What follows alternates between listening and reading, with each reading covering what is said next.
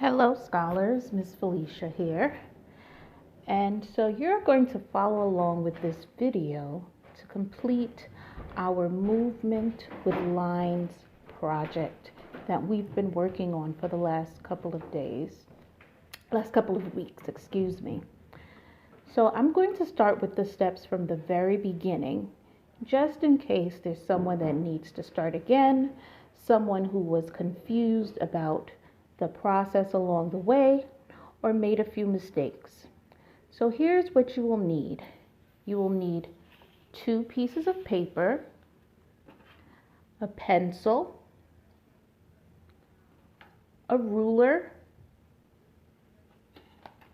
a pair of scissors, and something to color with, either color pencils, crayons, markers, or any combination of them. Whatever you have is quite fine to use. You'll also need either some glue, a glue stick, or some pieces of Scotch tape. Okay? So let's start from the beginning. Our first step is to take 1 sheet of paper,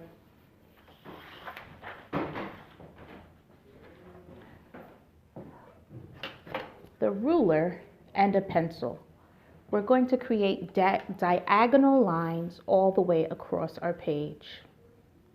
They can be different levels of thickness, starting from one corner, sliding the ruler back, creating lines. Like I said, some of them can be thinner, some of them can be thicker. It's all up to you. But take your time, make sure your ruler is completely still, or your straight edge. If you don't have a ruler, you'll use a straight edge. So the edge of a folder, the edge of a shoebox, the smooth edge of a notebook, anything that can help you create a straight line. And you're going corner to corner.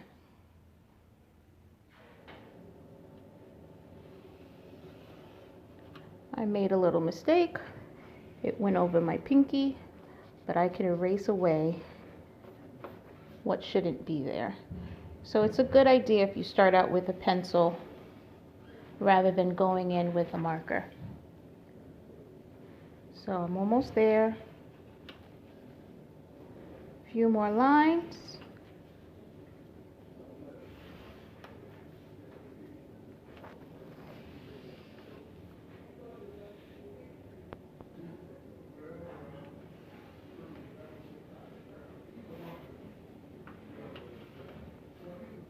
All the way to the end. So we have these beautiful diagonal lines across our page. What's going to happen next is we're going to add some color. The artist Jen Stark, she loves the rainbow and uses pretty much every color of the rainbow in her work. Do you have to use every color? No, you don't. You can create a color scheme or a pattern with maybe 2 colors or 3 colors, or if you'd like to, you can use the full rainbow just like Jen Stark. So I have one that I've started already, and I'm going to just add in a little bit more color. I wanted to add the color yellow to my pattern and my design. So as you can see, some of my stripes are much thicker than others. I've also created a diagonal line pattern within some of the sections as well. So it's up to you how you would like to color your diagonal lines. So I'm going to use this golden kind of yellow color and fill in this space. Take your time. When you're using a marker, you want to try to make smooth strokes in the same direction so your color comes out even.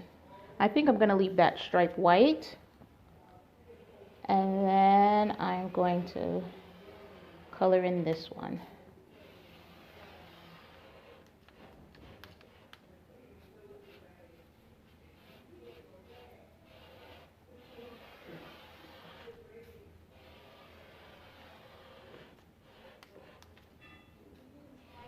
Just a little bit more, making sure I fill in all of the spaces,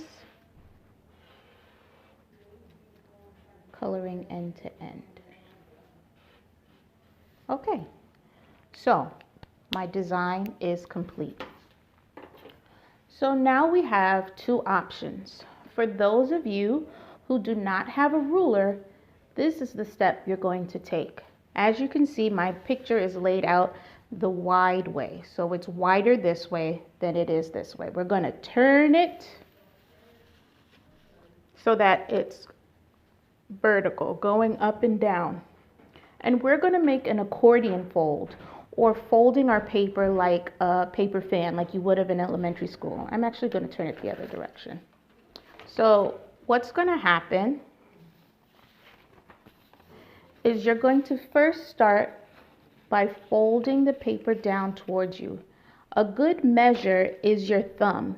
Your strips of paper, when you fold, shouldn't really be too much wider than your thumb. So I folded down once. I'm going to make a good crease. The paper flips away from me, and I fold in the opposite direction. I do it again. There shouldn't be any extra paper peeking out on this side. If there's extra paper peeking out on this side, your strips will not be even.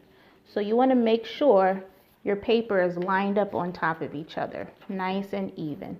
So we're going to keep on doing that, flipping back and forth,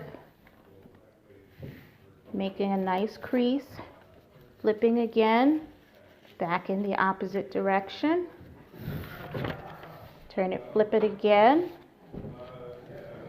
back in the opposite direction, flip it again, back in the opposite direction, make it nice and smooth, flip it again, nice and smooth, really press down so it makes a nice crease, flip again, nice and smooth,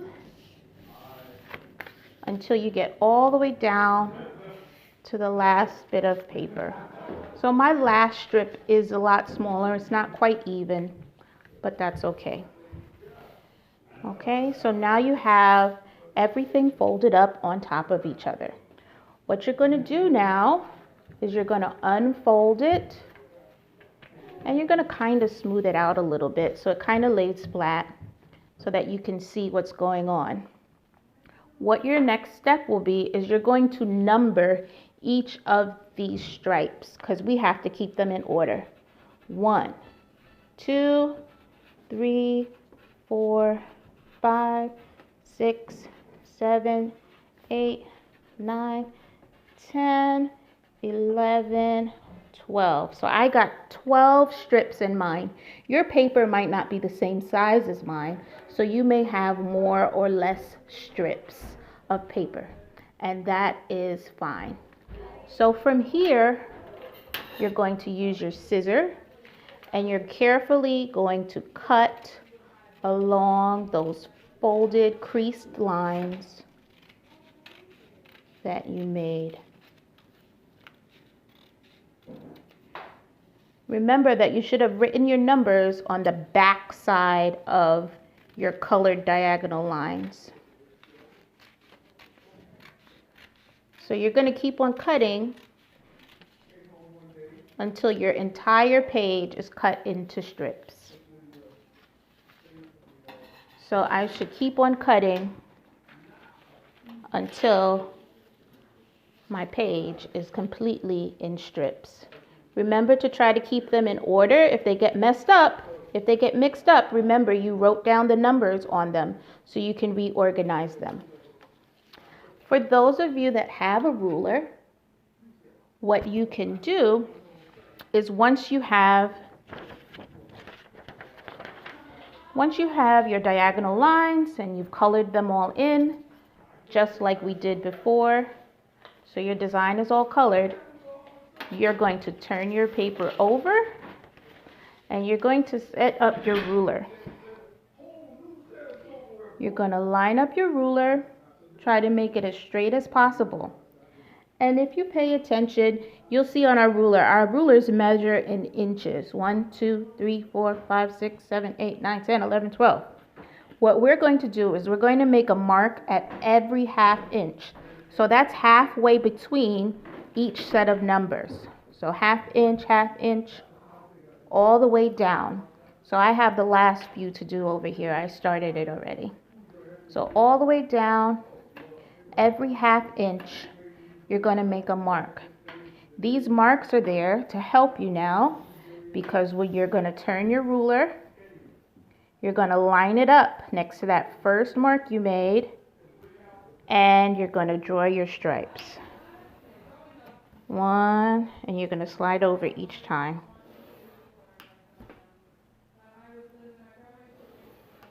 Okay? All the way across the page. Line it up slowly. Make sure your ruler is straight. Let me slide up. Make sure your ruler is straight. Use your hand that doesn't hold the pencil to keep the ruler straight and firm. And you're going to come down and you're going to make those lines all the way across. So by the end, it should look like this.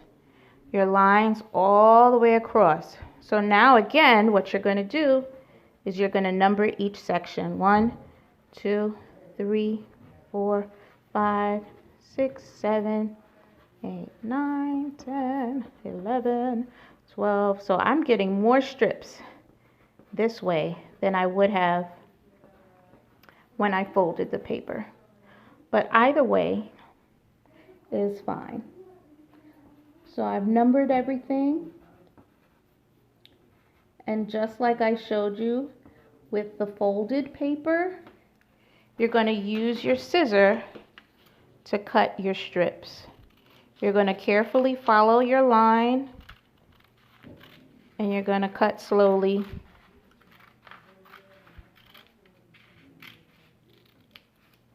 All the way across your paper until you have your strips.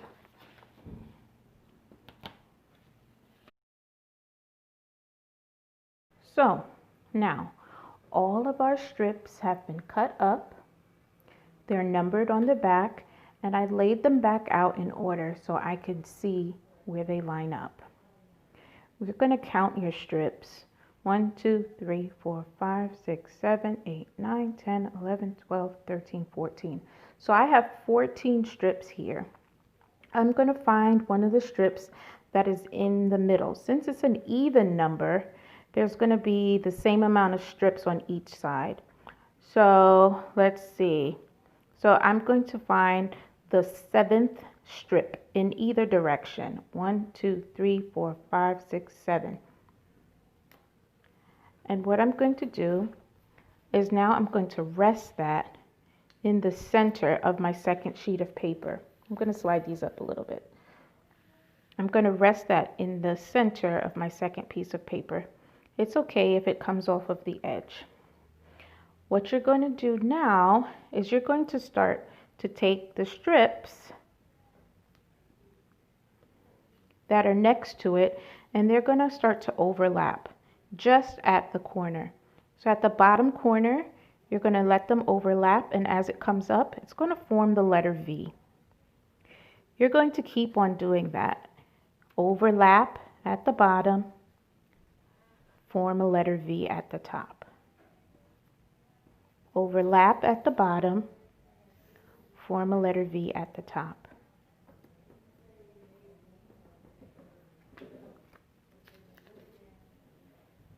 Overlap at the bottom, form a letter V.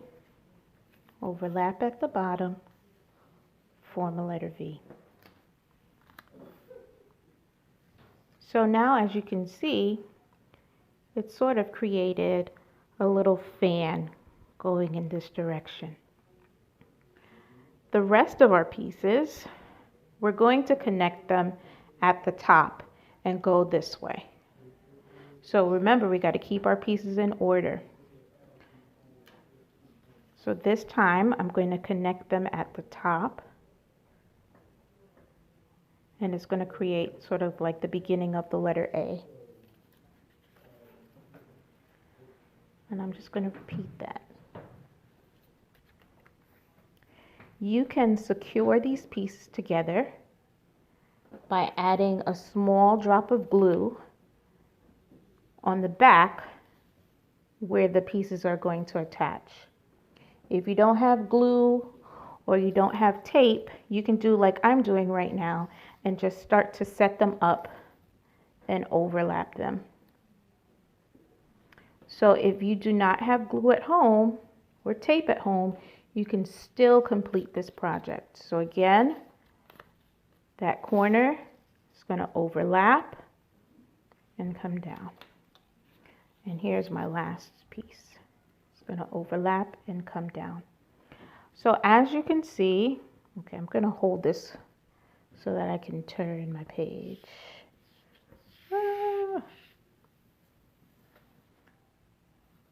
Okay, so let me fix that back up.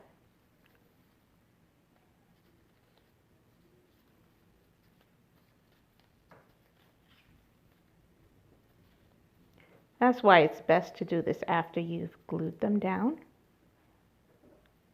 But if you want to make sure you have everything in the right order, you can line them up first.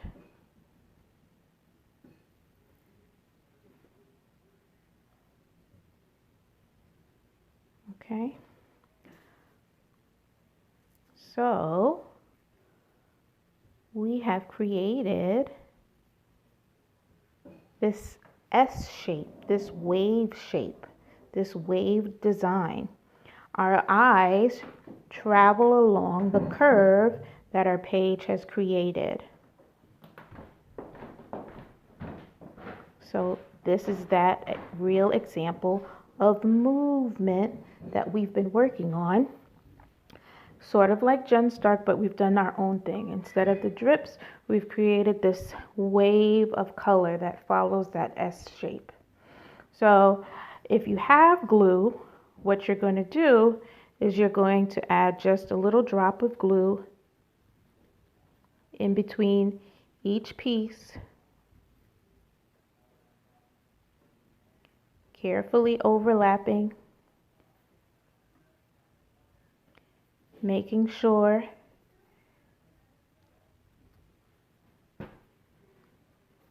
you're creating that V shape at the other end. You can adjust it before it dries.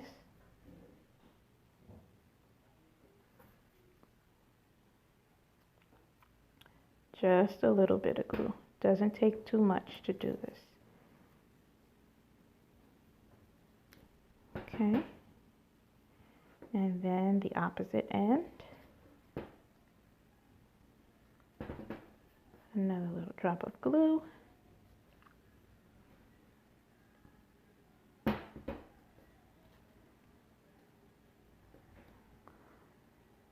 Overlapping at the corner.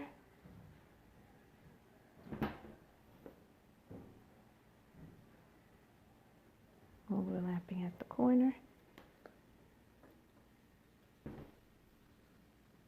Depending on the number of strips you cut from your paper will determine how big your wave or your S shape is.